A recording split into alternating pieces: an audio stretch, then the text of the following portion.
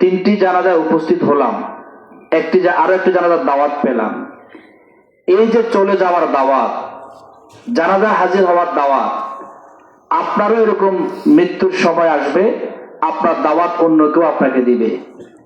দুনিয়ার জীবনের সবচেয়ে বড় বাস্তবতা হচ্ছে এটি, আমাকে আপনাকে দুনিয়া থেকে চলে যেতে হবে, ঠিক কিনা? আপনি কয়দিন বাঁচবেন? 10 সেকেন্ড, 10 মিনিট, 10 দিন, তার কোনো গ্যারান্টি আছে? কিন্তু মৃত্যু হবে, এটা গ্যারান্টি আছে। এই জন্য সম্মানিত মুসলিয়ানে কেরাম, শিক্ষা হচ্ছে এই মাইয়ের থেকে শিক্ষা গ্রহণ করা। আমাকে আপনাকে চলে যেতে হবে। ওয়ালিন্নাল মাউতাল্লাযী তাফিরুনা মিনহু ফাইন্নাহু মুলাকীকুম সুম্মা তুরাদ্দুনা ইলা আলিমিল গায়ব। যারা মৃত্যু থেকে পালিয়ে থাকার চেষ্টা করে, আল্লাহ বলছেন তাদেরকেও জানিয়ে দাও ফাইন্নাহু মুলাকীকুম, মৃত্যু তাদের সাথেও মোলাকাত করবে।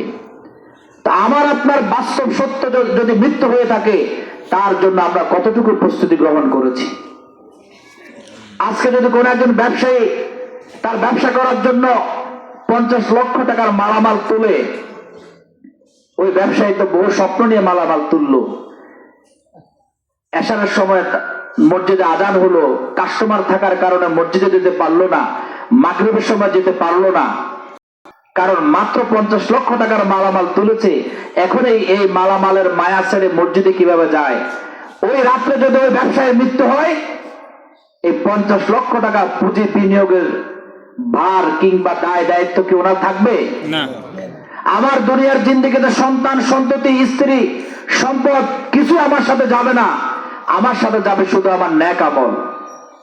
আমরা যে সমাজে বসবাস করি, এই সমাজের শ্রেষ্ঠ মানুষ বলা হচ্ছে, রাসূল করিম সাল্লাল্লাহু আলাইহি ওয়াসাল্লামের হাদিস হচ্ছে খায়রুন নাস মাইয়া, ব্যক্তি মানুষের কল্যাণে নিবেদিত হয়। আমাদের সুযোগ আছে, আমরা একে অন্যের উপকার করতে পারি, একে অন্যের জন্য দোয়া করতে পারি, সহযোগিতা করতে পারি। কিন্তু আমাদের এই পঙ্কিলতাপূর্ণ সমাজে পারস্পরিক দ্বন্দ্ব, ফাসাদ, বিষাদ, এগুলো আজকে আমাদেরকে যোজন যোজন দূরে ঠেলে দিচ্ছে, পারস্পরিক বন্ধনগুলোকে নষ্ট করে দিচ্ছে। অথচ আমাদের পরিচয় ইন্নামাল মুমিনুনা ইখওয়াতুন, মুসলমান ভাই হওয়া ছিল। আসুন আমরা এই মৃত্যু থেকে শিক্ষা গ্রহণ করি। আমাদেরকে চলে যেতে হবে, আমার চলে যাওয়ার পুঁজি আমাকে এখনই সংগ্রহ করতে হবে। কেউ হয়তো মনে করে 5 বছর 10 বছর আরো বেশি বাঁচবে, তখন নামাজ পড়বে, আমল করবে, আল্লাহর নৈকট্য অর্জন করবে। কিন্তু আমরা তো পিতার সন্তানের লাশ দেখেছি, দাদাকেও তার নাতির জানাজায় হাজির হতে দেখেছি। সুতরাং কার মৃত্যু কখন হবে সেজন্য অপেক্ষা না করে এখনই হবে মৃত্যু।